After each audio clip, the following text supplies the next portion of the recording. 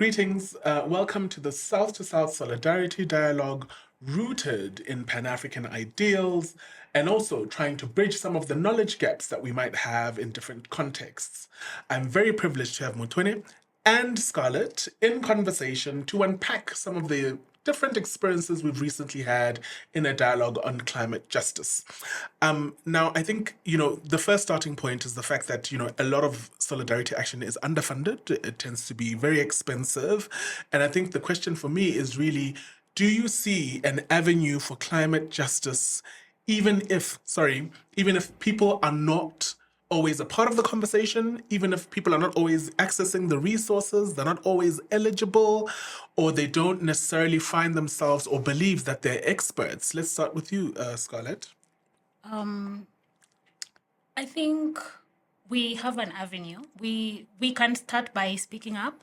I feel like there is power in lived reality, story sharing, because most of the time we focus on the big rooms, big tables, and asking, why am I not on the table? But in reality, if we start using citizen journalism, capturing everything that is happening around us, speaking about our lived experiences like we did in our dialogue, just sharing our different experiences, it can actually have an impact, because I believe that even if the people who are like actually funding, they might not have humanity in them, maybe. But I think when you hear, if you are a human being and you hear as someone's lived experiences and you really want to change the world, it will like shift the narrative. Yeah.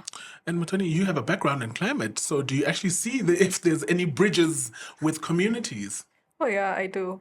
From my experience, I've worked with the marginal communities as well, to be specific in Makueni, and sometimes we say that these people are not involved, but the gap that I actually realized when I was in the field, these people are not even aware, and a bigger chunk of them, I'd say, they're not educated or to understand the effects of climate change and everything.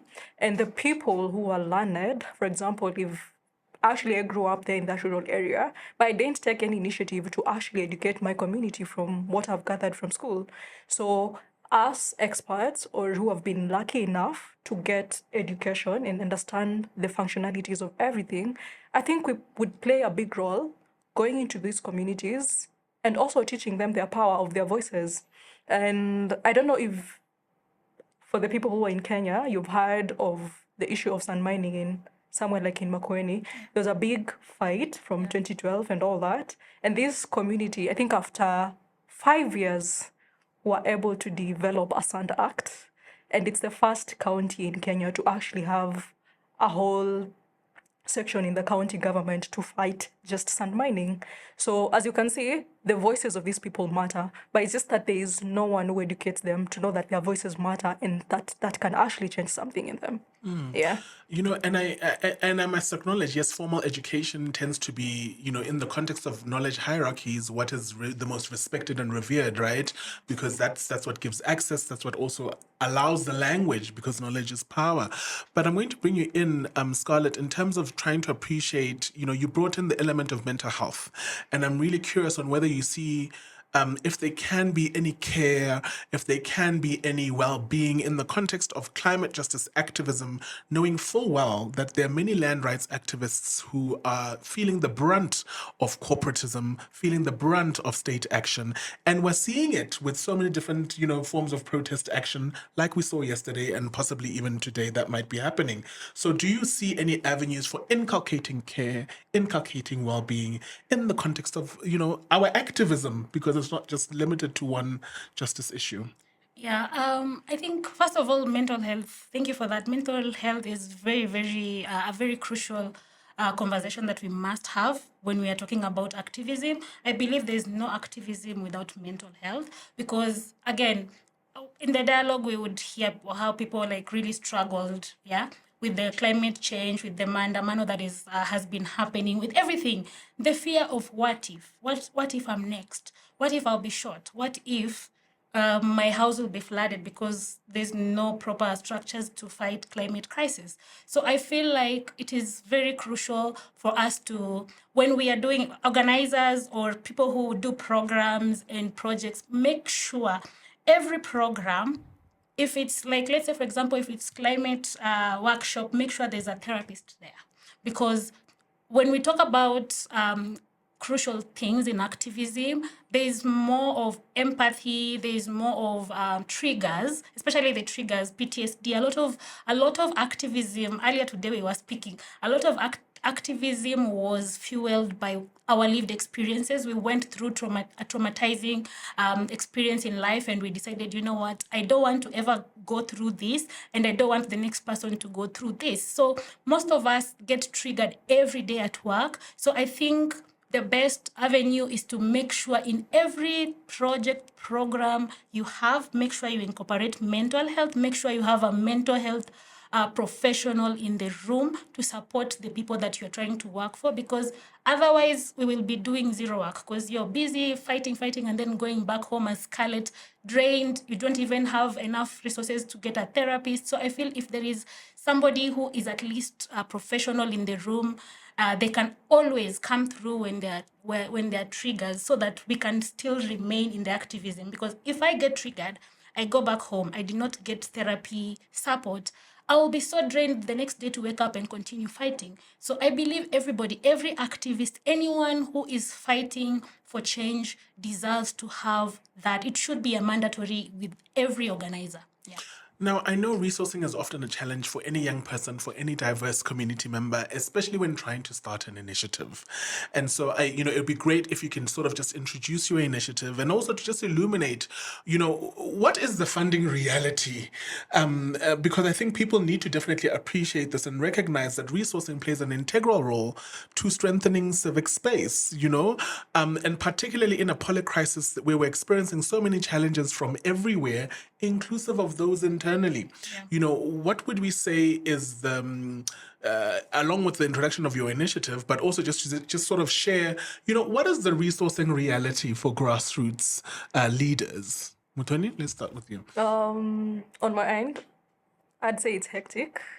And as I've mentioned, I have a startup. It's called Ekotadede, and it's around sustainability. And I'm currently focusing on schools to teach young children on how to be sustainable, clean power, water treatment, and everything.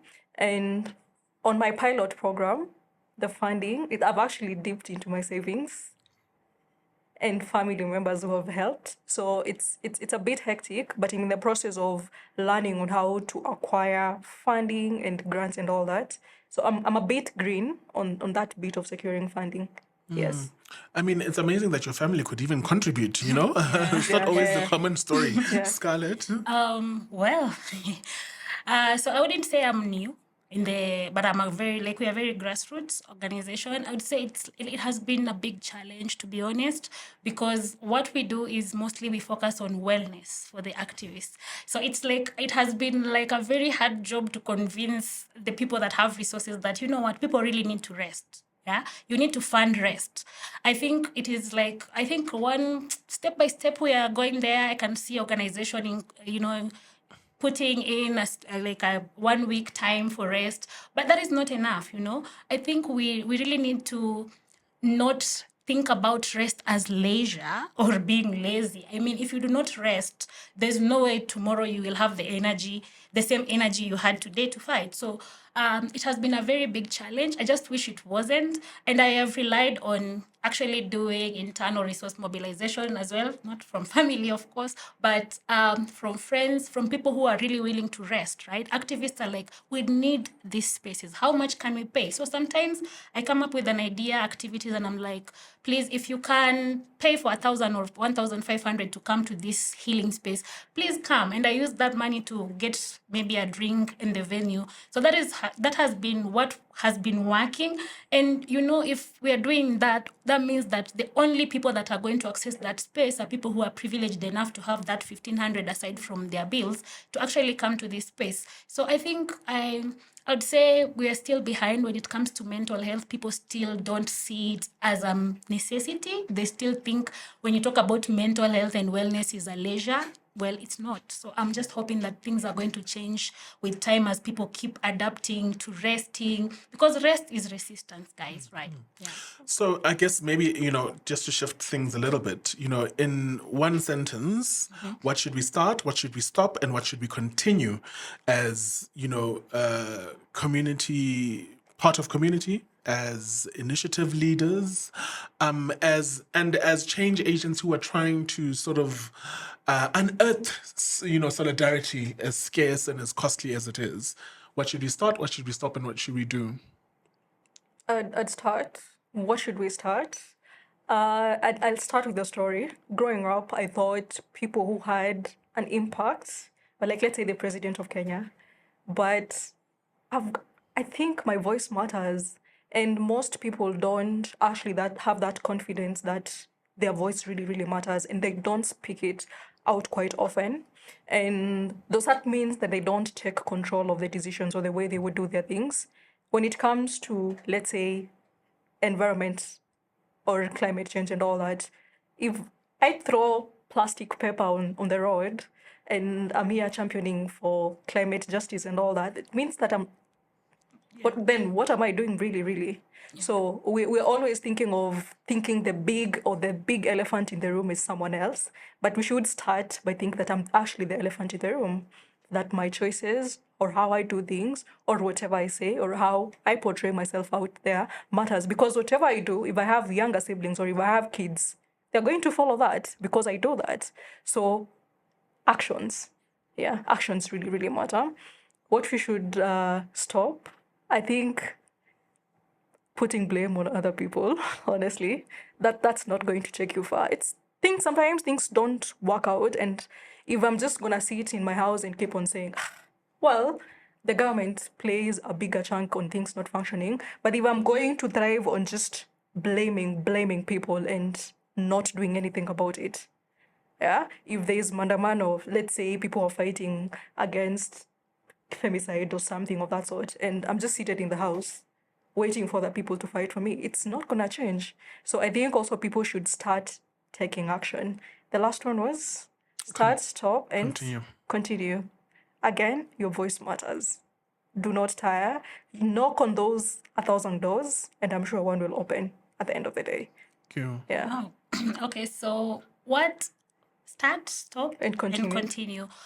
So start, I think we should start by loving and caring for ourselves, because I feel like when you love yourself enough and you care for yourself, you will definitely take that rest. You will definitely have those healthy boundaries with yourself, with your family, and everyone that you work with. And if you do that, I feel like when you start doing that, you will start appreciating the beauty of having a sane mental health. And what we should stop is actually stigmatizing people who are struggling mentally, because I feel like the more we stigmatize people, the more other people who are really struggling are so scared to come out and say, I, as Scarlett, I know I'm an activist and I'm a human rights defender. I talk about mental health, but I am not okay, I think we should stop shaming and stigmatizing people. What should continue is just like you said, just don't let anyone dim you. Like, keep your voice up, because you don't know, the more you speak, the more you're speaking for the other person. I know I don't like saying, oh, I'm speaking for somebody else, but the moment you come out here and speak up without fear or with just sharing your lived reality or anyone else's lived reality, it empowers that one person who was really struggling to speak up to actually, come forward and speak up. Actually, to add on to that, I read a quote that you can't change the world. Actually, you can only help people change. So I think, you just don't wake up and say that I'm going to change the world. And change starts with you. Yeah. If I'm going to change myself, and you don't have to change 1,000 people, just change that one person. And then it's a ripple effect that continues, and then good behaviors and all that, whatever you're advocating for. And you actually just reminded me of Wangari Maathai's hummingbird story, and it's this short 2-minute video where she speaks about how a hummingbird would basically use its beak to try and take out the fire in the forest, and all other animals, elephants, lions, giraffes, were just looking at this hummingbird go from getting the water to pouring it onto this big, huge fire. And I think ultimately it was about us being able to do what we can do. And, in these same words, they remind me of Toni Morrison when she spoke, in response to a question about, basically how do we get through a polycrisis? Yeah. And, she really spoke about how, ultimately sometimes you don't get through it, sometimes you get through in part. But that there was so much beauty in sort of becoming as human as possible under the most impossible of circumstances. And what I appreciated about that is, when she even shared about, when we've been talking about violence and, protest action and just so many different issues, is, the power of how violence needs a costume. It needs a performance. It's very unintellectual. It's nothing close to humanity, right? And that this beautiful art of being human, the consistent reminder of being shocked, the consistent reminder of feeling, is something that I think the very function of all the different conflicts that we're seeing, Palestine, Democratic Republic of Congo, Sudan, Haiti, I think we're consistently normalizing state-sponsored violence. Yeah. We're consistently normalizing impunity of injustice and inequity. And I am so privileged that this morning and afternoon, I've met people who are essentially the same as those hummingbirds. And that I'm hoping that we can see many more other hummingbirds in so many other jurisdictions where we need that little pint of water, that little drop to hopefully take out a fire, and hopefully others will be inspired to do the same. So thank you so much, and looking forward to more engagements. Thank you. Thank you so much I'm for a having- hummingbird. Thank you.